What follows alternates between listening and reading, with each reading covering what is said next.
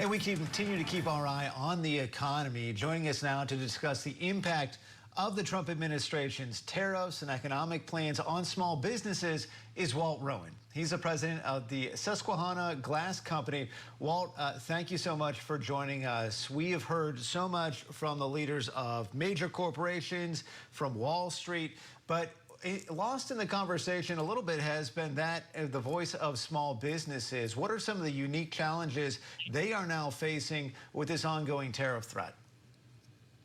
Well, first of all, the overall just uncertainty of what's happening.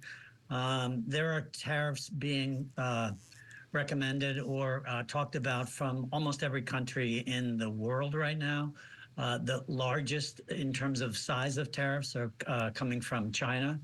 And I've heard something like 60–70% of products coming into this country are coming from China. So there's a huge amount of product that the pricing and the availability is very uncertain for small businesses and large corporations. Yeah.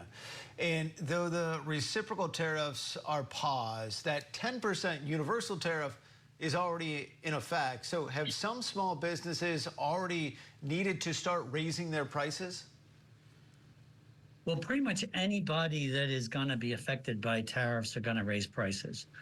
Very, very few companies, especially small businesses who deal in smaller margins to begin with, just don't have the excess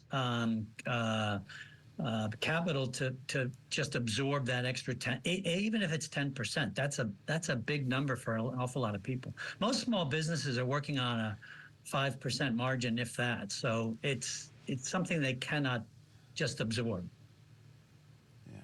And you also serve as the co-chair for the Small Business for America's Future. I'm thinking back to last fall, especially the fact that you're in Pennsylvania, a key battleground state. Both of the presidential candidates made their cases that they were going to be the best for small businesses. Have the small business owners that you survey, that you are talking to, been at all surprised by the first few months of the Trump administration? Well, I think all of us have been surprised by the extent to which some of his more extreme policy positions that a lot of people were saying, well, that's not going to happen, or it's going to be modified, or they're going to use it as a bargaining tool. Certainly the tariff is probably the major one for all businesses, and just the level of uncertainty because pricing is so integral and planning is tied to pricing. If you don't know how much something is going to cost, then you can't plan in terms of when you're going to bring it in. You don't know how much you're going to sell of the item, because if it's going to be more expensive than it was last year, it will affect how much you'll sell this year. So most of the small business folks that we talk to are just in a real just uncertain times, which for business people is just difficult. And of course, for consumers, those watching, the main impact that I think people are top of the list is prices being passed on to consumers. But what are some of those other potential fallout, potential impacts that rising tariffs could have on small business owners? Well, the availability of some of your favorite products. So if a product is coming from China, the recommended or the talked about tariff right now is 145%.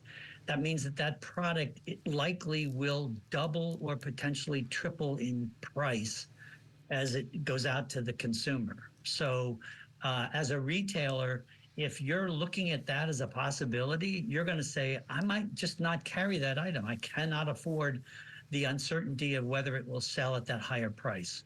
So what is going to be available to the consumer and at what price is still highly uncertain.